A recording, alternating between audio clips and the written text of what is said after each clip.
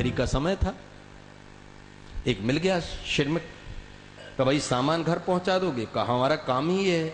कितना पैसा लोगे? कहा पैसा तो आपके ऊपर है, जितना देना हो देना, लेकिन एक शर्त के साथ हम सामान ले जाएंगे। क्या? कहा कि शर्त यह है कि मैं पूरा सामान अपने सिर पर रखूंगा, आपको कुछ नहीं रखना। शर्त यह है कि जब तक मैं आपके घर जाऊं, या तो भगवान की कथा आप मुझे सुनाना, और आप नहीं जानते तो चर्चा मैं चलाऊंगा, सुनना आपको पड़ेगी। जो जहां है वहीं से आत्म कल्याण कर सकता है। ये आवश्यक नहीं है कि उसके लिए बहुत बड़ी सुविधा मिले तब वो आत्म कल्याण के लिए बढ़े। वो मजदूरी करता हुआ भी आत्म कल्याण के लिए अग्रसर हो रहा है। सामान सिर पर रखा। श्रीमान ने कहा भाई मैंने तो कभी कथा सुनी नहीं, न पढ़ी, मैं तो कुछ जानता भी नहीं, कथा भी आपको सुनाना पड़ेगी, सामान भी तुम ही रखो। सामान सिर पर रखा, भगवान की कथा कहना आरंभ किया। कथा सुनाते सुनाते उनका घर आया, सारा सामान रखा, पसीने में लथपथ हो गया। जो भी उन्होंने पारिश्रमिक दिया चुपचाप लिया और बिना देखे चल दिया। बात तो आई और गई। हमारे जीवन का नित्य एक दिन आता है चला जाता है, लेकिन हमको ये पता नहीं कि आज के दिन का क्या मूल्य और क्या अवमूल्यन किया हमने। श्रीमान की मृत्यु हुई, यमराज के दूत पकड़ कर ले गए। बड़ी क्रूरता कठोरता से दक्षिण मार्ग से उनका प्रवेश कराया गया। जब वहां गए तो देखा कराल काल की तरह विकराल स्वरूप धारण किए यमराज बैठे थे। उनकी तीक्ष्ण दृष्टि और उनका स्वरूप देखकर भयभीत हो गया। यमराज ने लाल लाल नेत्र निकालते हुए पूछा चित्रगुप्त से, देखो इसने कोई सत्कर्म धर्म किया? कहा महाराज इसके पास बहुत संपत्ति थी, बहुत अच्छे भवन थे, बड़ी प्रतिष्ठा थी, पत्नी बहुत अच्छी थी, पुत्र भी थे, सारी व्यवस्थाएं थी, पर इस शरीर इसका निरोग था, पर इसने अपने जीवन में कोई धर्म कर्म सत्कर्म नहीं किया। हाँ, एक थोड़ा सा अवश्य है कि अपने स्वार्थ के लिए एक श्रमिक के सिर पर सामान रखवा कर ले जा रहा था, तो एक दिन इसने उसके मुख से कथा सुनी।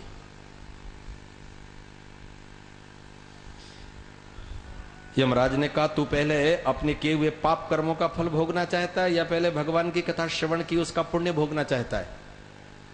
अब इसने सोचा पुण्य क्या भोगूंगा, मुझे पचना तो इस नरक में ही है। उसने भी हाथ जोड़कर कहा जी ऐसा करो आप, मैं कथा श्रवण करने का फल भोगना नहीं चाहता, देखना चाहता हूं, दूर से दिखा दो। भोगने से क्या होगा, अंततोगत्वा गिरना तो इस नरक में ही है। धर्मराज थोड़े संकोच में पड़े कि फल देखना चाहता है, भोगना नहीं चाहता। कोई आपको मिष्ठान्न खिलाए आप खा लें, और कोई कहे कि मैं मिठाई खाना नहीं चाहता, मिठाई का स्वाद दिखा दो केवल कैसा है। ऐसा कहीं होता है क्या? जब आप पाओगे, मुंह में डालोगे, चर्वण करोगे, तब उसका कण कण स्वाद अपने आप बोल देगा। वो जिह्वा का कार्य है, नेत्र का काम नहीं। यमराज ने कहा थोड़ा ब्रह्मा जी से समझ लें, भाई क्या दिखा दें, ऐसा ना हो भगवान की कथा का अपमान हो जाए।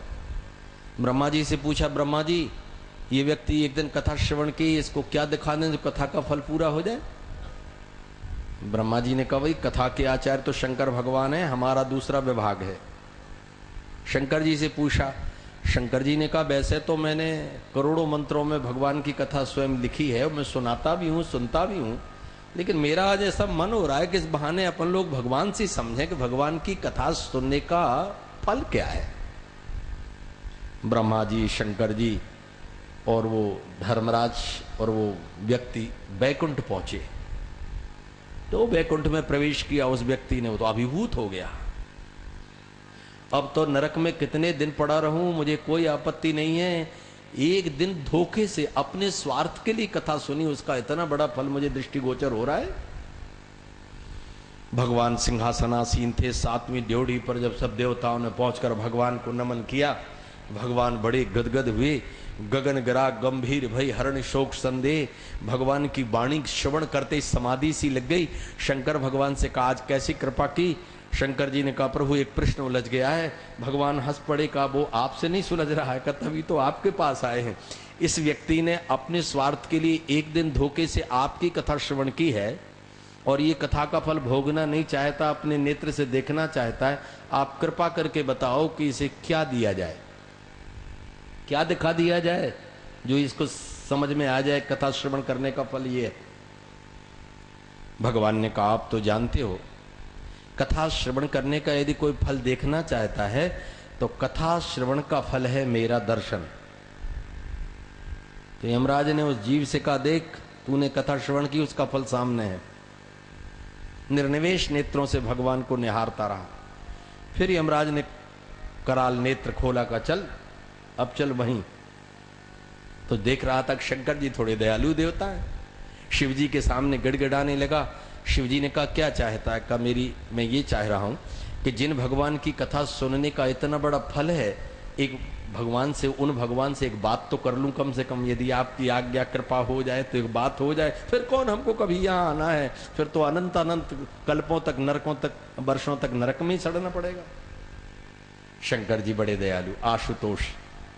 शिव जी ने भगवान से प्रार्थना की, प्रभु ये पामर जीव है, बड़ा पापी है, यहां तक आ गया है निमित्त से, लेकिन एक बात आपसे करना चाहता है। हाँ हाँ, भगवान ने कहा पूछो, क्या पूछना है। लगा रोने, वाणी न निकले। अरे भगवान ने कहा, भाई पूछ। कहा, प्रभु मैं क्या पूछूं, मेरे जीव नहीं है। अरे कहा, बोल तो रहा है, और कैसी जीव चाहिए। अर्थ यह है कि मैं क्या कहूं, इस योग्य नहीं कि आपसे कुछ कह पाऊं। भगवान ने कहा, कहो क्या कहना चाहते हो। कहा, प्रभु मैं ये कहना चाहता हूं, आपकी कथा श्रवण की थी एक दिन धोखे से, स्वार्थ से, अपना काम निकालने के लिए। उस कथा का फल तो आपके दर्शन मुझे हो गए। अब मेरा प्रश्न ये है कि कथा सुनने का फल तो आपके दर्शन हैं, आपके दर्शन करने का फल क्या है, ये अपने श्रीमुख से बताने की कृपा करो। भगवान ने कहा कि मेरी कथा श्रवण करने का फल मेरे दर्शन है, और मेरे दर्शन करने का फल ये एक व्यक्ति बैकुंठ छोड़कर कहीं जाता नहीं है, यहीं बैठता है, यहीं रहता है। मम दर्शन फल परम अनुपा, जीव पाओ निज सहज स्वरूपा। तो मैंने ब्रह्मसूत्र के मंत्र से, भगवान की वाणी से और इस कथानक से ये सिद्ध किया कि भगवान की कथा श्रवण करने के अतिरिक्त और कोई आश्रय नहीं है। इसलिए नित्य निरंतर कथा श्रवण करनी चाहिए। यदि नित्य निरंतर कथा श्रवण नहीं कर पा रहे हैं तो सत्शास्त्रों को पढ़ना चाहिए, स्वयं देखना चाहिए। रामायण को, भागवत को, उसको पढ़ते रहने से उस कथा की संगति, सत्संगति बनी रहती है। और भगवान का वाक्य है कि आत्म कल्याण के लिए, आत्म परिमार्जन के लिए बिना भगवान कहते मेरी पुण्य गाथा बिना श्रवण किए व्यक्ति आत्म तत्व की शुद्धि प्राप्त नहीं कर सकता, और उसके बिना वो कुछ समझ ही नहीं सकता है। कथा के विश्राम में कल आपने पंचम स्कंद में समस्त भूगोल खगोल का वर्णन श्रवण किया था। शिशुमार चक्र, 9 वर्षों का वर्णन, और ऊपर के सभी लोक, नीचे के 14 भुवनों का, 14 लोकों का वर्णन श्रवण किया। महाराज सुखदेव जी से प्रश्न किया परीक्षित ने कि भगवान आपने मुझको सारे ब्रह्मांड का वर्णन श्रवण कराया, आपने शेषनाग की स्थिति भी बता दी कि कितनी नीचाई पर जाकर के वो सारे ब्रह्मांड का धारण किए बैठे हैं, पर ये जो नरकों की बात सुनते हैं वह कहाँ है। ये बहुत आवश्यक है, बड़ी गंभीरता से इनको समझ लेना चाहिए।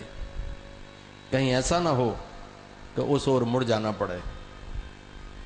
उन्होंने मुख्य 28 नरकों का वर्णन बताया। राजन, वैसे तो नरकों की संख्या बहुत अधिक, 21 करोड़ नरक हैं, पर उनमें 28 नरक मुख्य हैं।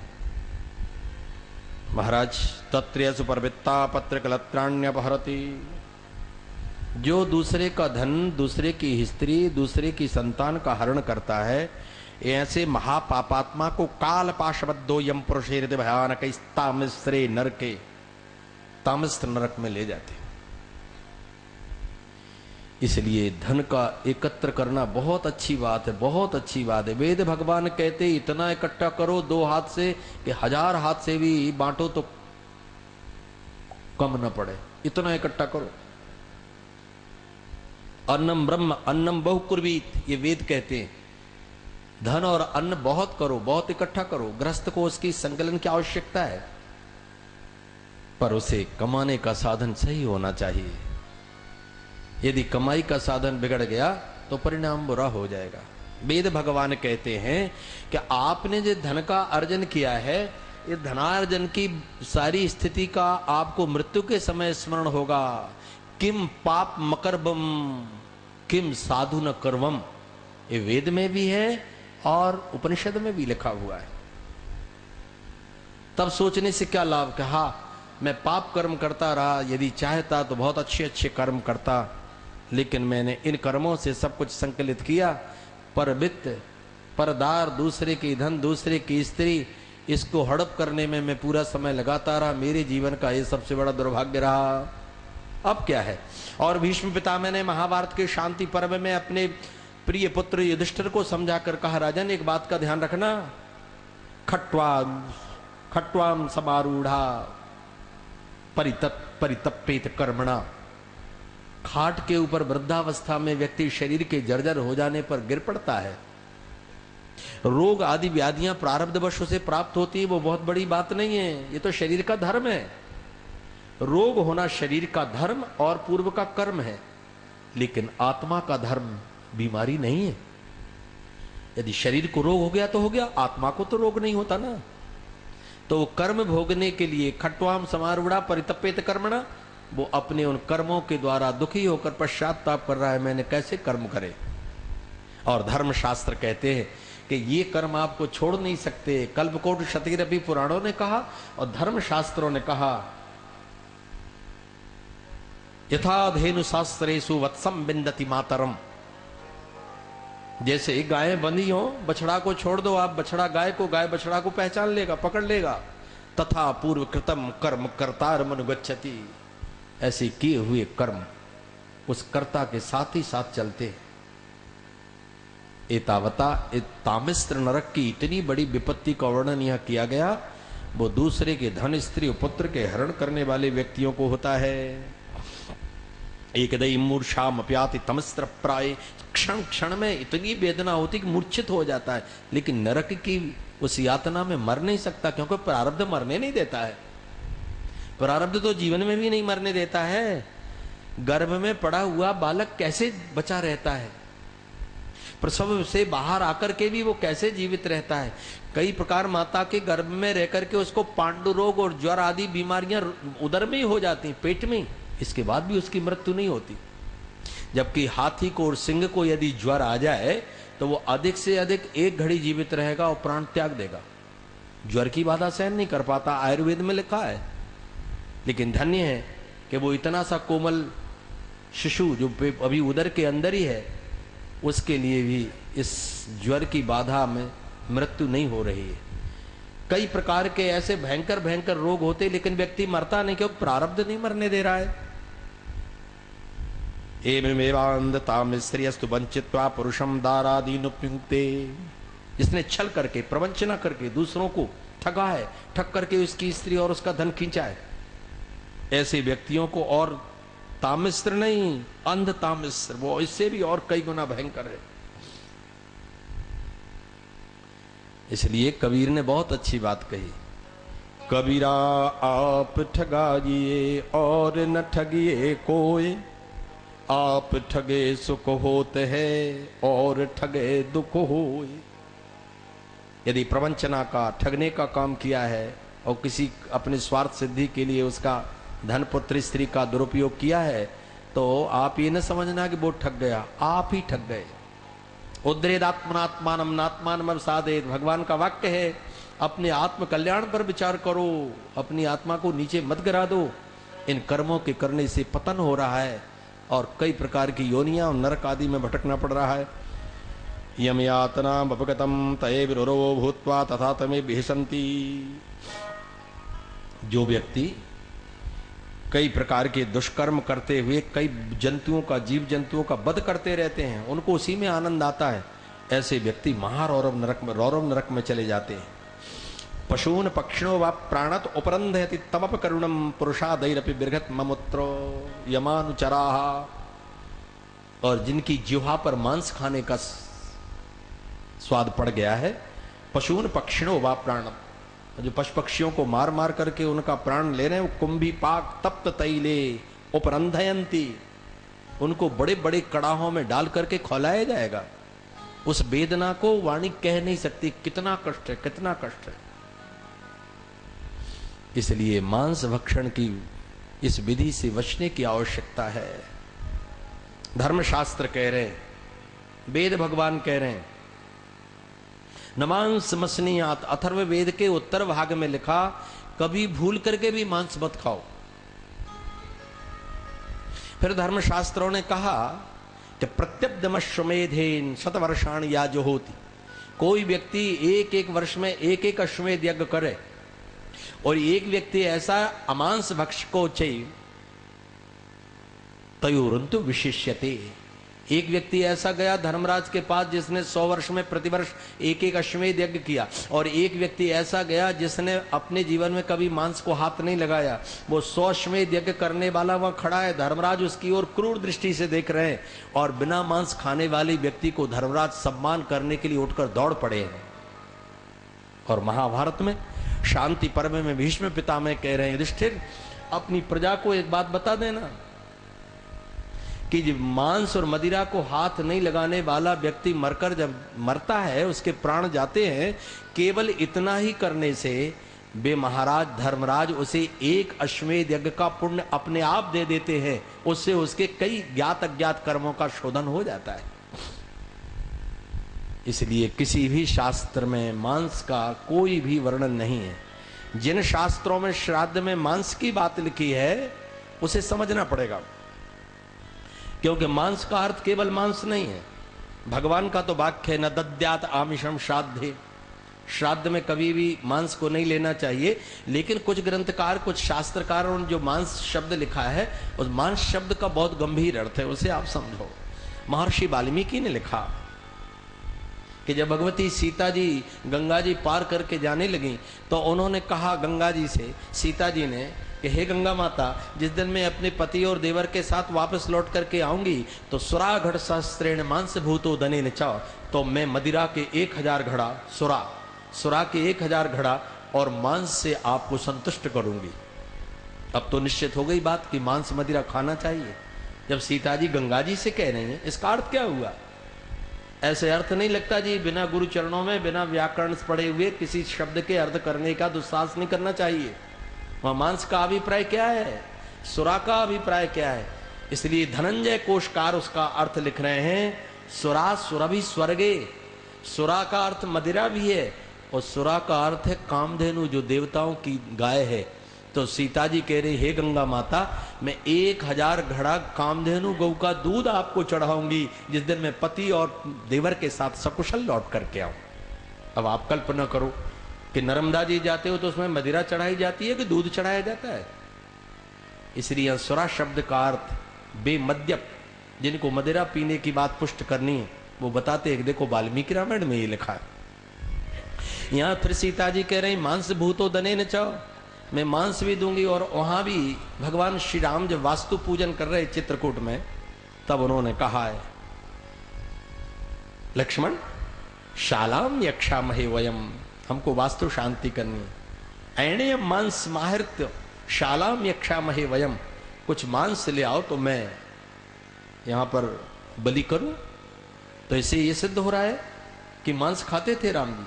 फल मूलाशरो नित्यम जटा चीराणि धारयन, ये प्रतिज्ञा है कि जब तक वन में रहेंगे नित्य फल और मूल ही खा सकते हैं, अन्न भी ग्रहण नहीं कर सकते हैं। ये राम जी के लिए प्रमाण है।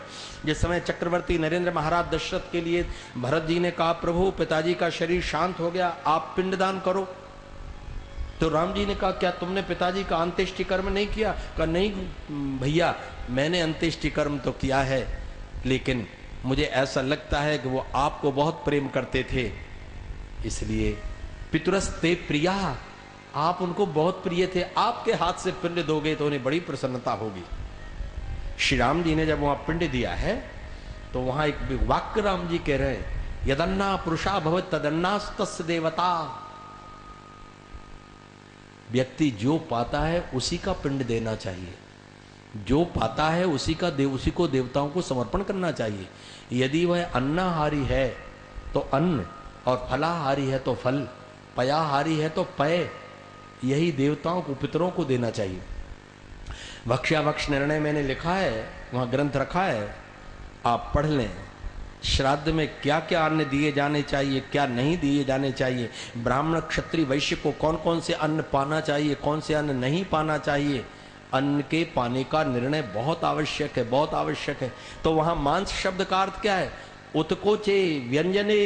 धनंजय कोश में सारे अर्थ लिखे हैं, विद्वान लोग बैठे हैं, ये जानते हैं। मांस शब्द का अर्थ है बहुत अच्छे अच्छे व्यंजन। उत्कोच का तात्पर्य है भ्रष्टाचार, सौंदर्य, सुंदरता। मांस शब्द का अर्थ मांस भी है। एतावता वहां मांस शब्द का अर्थ, मांस का अर्थ है फल का गूदा, फल के अंदर जो रहता है ठोस पदार्थ, उसका भी अर्थ है। तभी राम जी ने इंगुदी के फलों का पिंड बना करके भगवान को पिताजी को अर्पित किया है। तदन्ना पुरुषा भव तदन्नास्तस्य देवता। एकादशी में यदि आप श्राद्ध करते हैं तो शास्त्र में निर्देश लिखा है, श्राद्ध प्रकरण भक्ष्याभक्ष में देखना, मैंने उसका उल्लेख किया है कि यदि एकादशी के दिन श्राद्ध है तो आपको फलाहारी पिंड देना पड़ेगा और फलाहारी ब्राह्मणों को भोजन कराना पड़ेगा। यदि अन्नाहार से आप पिंड देना चाहते हो, ब्राह्मणों को संतुष्ट करना चाहते, तो एकादशी के नहीं, द्वादशी के दिन में वो श्राद्ध करना पड़ेगा।